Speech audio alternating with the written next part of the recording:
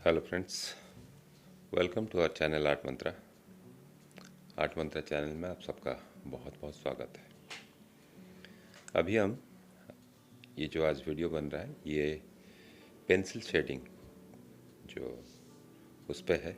इससे पहले मैं 2 वीडियो बना चुका हूँ। इसमें हमारा फोकस ये है कि हम समझें कि लाइट कैसे काम करती है ऑब्जेक्ट्स पे।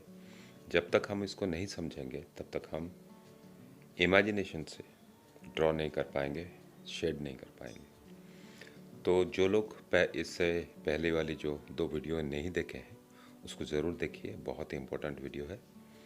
एक बार समझना होता है, उसके बाद आपको पता चल जाता है करना क्या है। तो मेरा गुजारिश ये होगी कि आप उसको देखिए, समझिए और फिर हम आगे शेडिंग पे जाएंगे जो प्रैक्टिकल होगी। तो ये उसका थ्योरी पार्ट है, थियोरेटिकल पार्ट है। तो इसको समझना बहुत ज़्यादा ज़रूरी है। जो लोग खास करके जो बिगिनर्स हैं उनके लिए बहुत इम्पोर्टेंट वीडियो है। तो ये इमेज आपके सामने है। ये एक चेस बोर्ड की एक जो गोटी होती है उसकी है। इस पर लाइट पड़ रही है। इसका कलर वाइट है और हम जो हाईलाइट देख पा रहे हैं ये वाइट है, बिल्कुल प्योर वाइट है। उसके बाद इस मिड टोन है, ये मिड टोन है और उसके नीचे जो डार्केस्ट पार्ट है वो डार्क टोन है। मिनिमम हम इसको 3 शेड में डिवाइड करते हैं और उसका अंदर बहुत सब्टल शेड्स होते हैं, हल्के शेड्स होते हैं। उसको हम काउंट में ले सकते हैं, नहीं लेंगे तो भी मिनिमम 3 शेड हम मान के चले तो भी काम हो जाती है। तो हम इसको समझेंगे। पिछली वीडियो में मैंने कुछ डिटेल में बताया था, इस वीडियो में भी हम उसी का बारे में बात करेंगे। ये एक इमेज है एक बॉल की। ये वाइट पार्ट जो सबसे लाइटेस्ट पार्ट दिख रहा है, ये ब्राइटर पार्ट जो है इसको हाईलाइट हम कहते हैं, क्योंकि ये सोर्स ऑफ लाइट जहाँ डायरेक्ट हिट करती है, जो नज़दीक वाला पार्ट होता है ये उससे दूर है, ये नज़दीक है। ये उभरा हुआ पार्ट वो नज़दीक है, इसको हाईलाइट कहते हैं। ये सबसे लाइटर पार्ट होती है।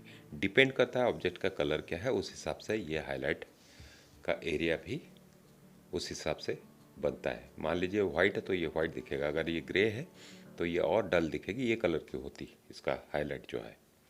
तो अगर ये रेड होती तो ये होती उसका हाईलाइटेड पार्ट, ये पार्ट। और फिर डार्क पूरा कंप्लीट डार्क या ब्लैक होती। तो ये वाइट बॉल है और ये मिडिल टोन यहाँ है। ये वाइट का बाद ये जो पार्ट होता है ये बोलिए या ये कहिए, ये मिडिल टोन है। और ये शैडो, ये जो डार्केस्ट है, कोर शैडो कहते हैं इसको। ये कोर शैडो है। हालांकि अगर यहाँ से रिफ्लेक्शन मिल रहा है उसको बैकग्राउंड से, इसीलिए ये डार्कर एरिया है। ये डार्कर एरिया अगर यहाँ से बैकग्राउंड जिसका ऊपर रखा गया है, या तो फिर टेबल या बेडशीट या जो भी शीट वगैरह जो है नीचे अगर है, तो यहाँ से भी बाउंस बैक करती है लाइट और ये बाउंस लाइट है। ये रिफ्लेक्टेड लाइट हम कहते हैं। और यहाँ से भी रिफ्लेक्टेड लाइट मिलता है, इसलिए ये पार्ट डार्क है। अगर रिफ्लेक्टेड लाइट नहीं मिलता है, ये एरिया डार्क होती, तो ये जो कलर दिख रहा है ये यहाँ होता। तो ये हम समझ लें। अगर हम अंदाज से कर रहे हैं, अगर हम इस तरह से मेंटेन करते हैं हमारे शैडो को, तो ऑब्जेक्ट जो है बिल्कुल अपना डायमेंशन में नज़र आएगी। अभी मैं 2-3 फ़ोटो आपके सामने रखता हूँ, इमेज है, हम इसको समझेंगे।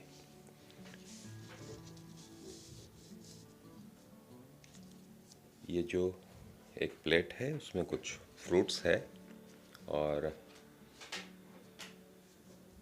ये फ्रूट्स का कलर अलग अलग है। ये ग्रेप्स है, बनाना है, एप्पल है, ऑरेंज है। मैं इसका साथ एक साइड में एक पिक्चर लगा दूंगा जिससे आपको अंदाज़ा मिल जाएगा कि एक्चुअल में ब्लैक एंड वाइट में colour object black and white में कैसा नज़र आता है। जब हम पेंसिल ड्राइंग करते हैं तो उस हिसाब से हम स्किन का टोन अलग अलग होती है। जैसे कोई गोरा आदमी है, जैसे कोई फॉरेनर है, और एक इंडियन है, और एक ब्लैक मैन है जो निग्रो है।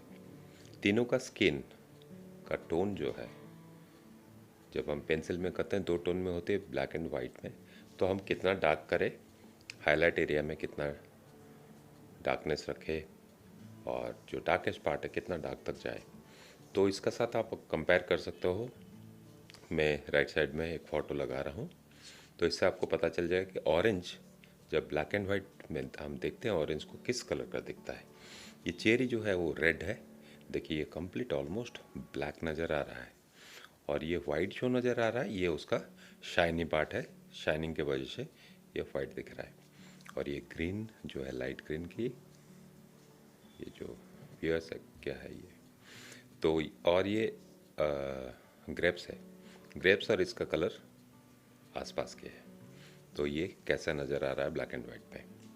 और ये एप्पल कैसा दिख रहा है, बनाना येलो कलर का कैसे दिख रहा है, आप इसको कंपेयर कर सकते हो। दूसरी बात है इसका लाइट है, ये टॉप लाइट है, इसीलिए देख के हम बता सकते हैं क्योंकि उसका शैडो जो है प्लेट का नीचे डायरेक्ट डार्क है, यहाँ हाईलाइट गिर रही है, यहाँ है लाइट, और ये प्लेट से कुछ लाइट रिफ्लेक्ट हो रही है, लेकिन ये इसमें थोड़ा सा हार्डनेस है, हेवी कॉन्ट्रास्ट है। कॉन्ट्रास्ट की वजह से हम पता कर सकते हैं कि लाइट हार्ड है। इसको अगर हम थोड़ा सा सॉफ्ट करें तो यहाँ आपको सॉफ्ट करने का मतलब क्या होता है, इस तरफ से कुछ लाइट बाउंस बैक करके जा रही है, तो ये इसका कॉन्ट्रास्ट कम हो जाएगी। ये है उसका एग्जाम्पल। तो यहाँ आप देख सकते हो सेम चीज़ है, हमें इसमें डायमेंशन भी नज़र आ रहा है, और ये शेडो जो है बहुत कॉन्ट्रास्ट में नहीं है, मर्ज हो रही है, सेम चीज़ है। ऊपर से हाईलाइट है, ये लाइट आप देख सकते हो, लेकिन इस तरफ से कुछ लाइट डाला गया है जिससे इसका ये शेडो, फिल इन लाइट कहते हैं उसको, तो ये भर गया है, फिर भी इसका राउंडनेस बरकरार है, हम देख सकते हैं। ये वही सेम चीज़ है और थोड़ी ज़्यादा फिल इन लाइट दिया गया है।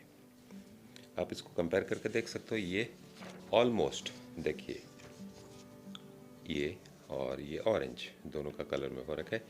ये हालांकि ये और लाइटर ऑरेंज हो सकती है, लेकिन इस पार्ट को और इस पार्ट को हम अगर कंपेयर करें तो ये लाइट सॉफ्टर है, इसमें शैडो मौजूद है लेकिन सॉफ्टर शैडो है।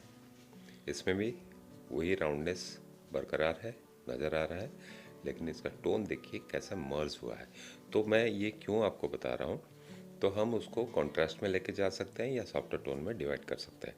तो जब हम शेडिंग करेंगे इसका ध्यान रखेंगे, तीनों ही एक प्लेट पे सारे चीज़ें हैं, लेकिन सबका रिज़ल्ट थोड़ी थोड़ी डिफ़र कर रहा है क्योंकि शैडो की वजह से। इसको समझना ज़रूरी है, हम किस तरह से उसको ब्लेंड करें या कॉन्ट्रास्ट में रखें, ये हमें जब शेडिंग करेंगे उस तरह से हैंडल करना पड़ेगा। मैं और कुछ एग्जांपल आपको देता हूँ।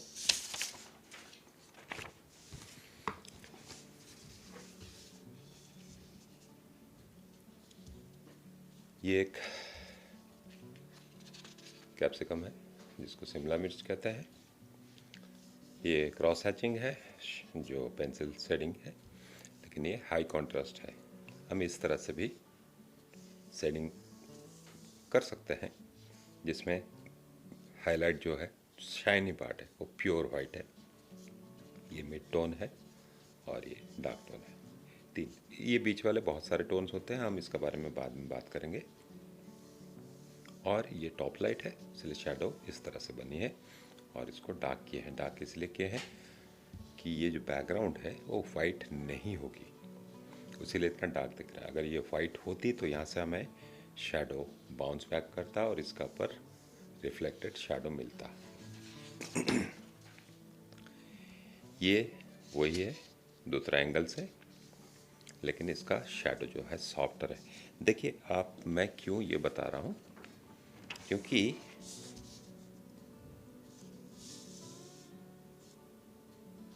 ये कंपैरिजन आपको देखने से पता चल जाएगा कि हम अलग अलग तरह से शेड करके उसका जो आउटपुट है इसको सॉफ्टर या हाई कंट्रास्ट या बोल्ड बना सकते हैं।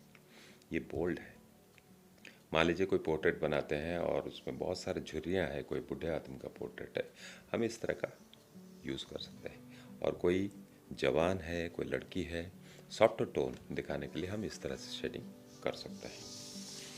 तो इसको देख के आप एक चीज़ तो ये पता चलता है कि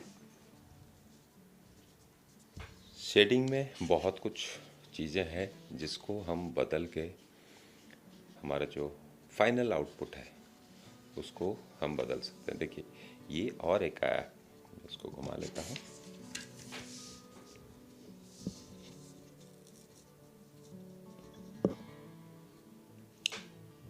ये और सॉफ्ट ट्रीटमेंट किया गया है, ये थोड़ा सा स्ट्रोक्स नज़र आ रहे हैं, ये मर्ज किया गया है।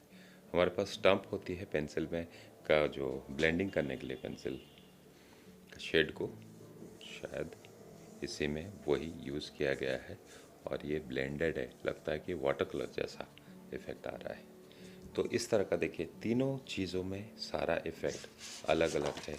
ऑब्जेक्ट वही है, शिमला मिर्च है, और रिजल्ट बदल गया है। इसको हमें ध्यान रखना पड़ेगा। ये हाई कॉन्ट्रास्ट है,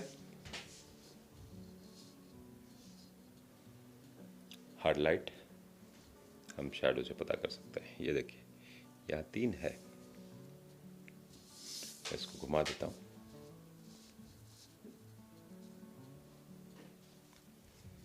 ये देखिए ये बिल्कुल डायरेक्ट लाइट है, बिल्कुल डायरेक्ट लाइट है, और इसका शैडो से पता चल रहा है कि सिंगल लाइट सोर्स है, और ये बिल्कुल हार्ड शैडो है, मर्ज होती है। और ये जो है रिफ्लेक्टेड लाइट बाउंस बैक मिल रहा है, ये नीचे तो नज़र आ रहा है। यहाँ और ज़्यादा, मतलब इसका जो बैकग्राउंड है और ज़्यादा वाइट होगी, यहाँ से भी उसको रिफ्लेक्टेड लाइट ज़्यादा मिल रहा है। तीनों एक ही चीज़ है, एक ही ऑब्जेक्ट है, और डिफरेंस ये रहा शेडिंग का और शैडो का डिफरेंस। ये क्रॉस हैचिंग में किया गया पेंसिल शेडिंग से, और ये ब्लेंडेड है। ये डायरेक्ट लाइट बिल्कुल हार्ड लाइट नहीं है, लाइट सॉफ्टर है और स्मूथली मर्ज हो रहा है। ये सेम चीज़ है, लेकिन इसमें थोड़ा सा टेक्सचर ज़्यादा है। इससे आपको पता चल जाएगा कि किस तरह से ये भी वैसा ही हो रहा है। ये धीरे धीरे सॉफ्टर होते जा रहा है, ये हार्ड लाइट है, सॉफ्टर होते जा रहा है। ये उसका फाइनल प्रोडक्शन है। आप इससे अंदाज़ा लगा सकते हो कि लाइट का डायरेक्शन क्या है, लाइट का सोर्स जो है हार्ड है या सॉफ्ट है, आप किस तरह से उसको ट्रीट करना चाहते हो। हम आगे इसको प्रैक्टिकली करेंगे और समझेंगे, आपको पूरा समझ में आ जाएगी। लेकिन ये सारे चीज़ों को आपको ध्यान में रखना होगा कि आपको आउटपुट क्या चाहिए। आप उसको सॉफ्ट लुक देना चाहते हो, हार्ड देना चाहते हो, या सॉफ्ट और हार्ड दोनों के बीच में, जैसे ये हुआ, ये सॉफ्ट हो गया, ये हुआ, ऐसे देना चाहते हो। ये हाई कॉन्ट्रास्ट है, मिड है, और ये बिल्कुल सॉफ्टर है, क्योंकि यहाँ शैडो और लाइट्स का मर्जिंग है वो इससे ज़्यादा है, बहुत खूबसूरत ढंग से मर्ज हो रहा है। तो हम इस तरह से इसका आउटपुट रख सकते हैं। ये हमें दिमाग में फिक्स करना होता है कि हमारा आउटपुट क्या होना चाहिए।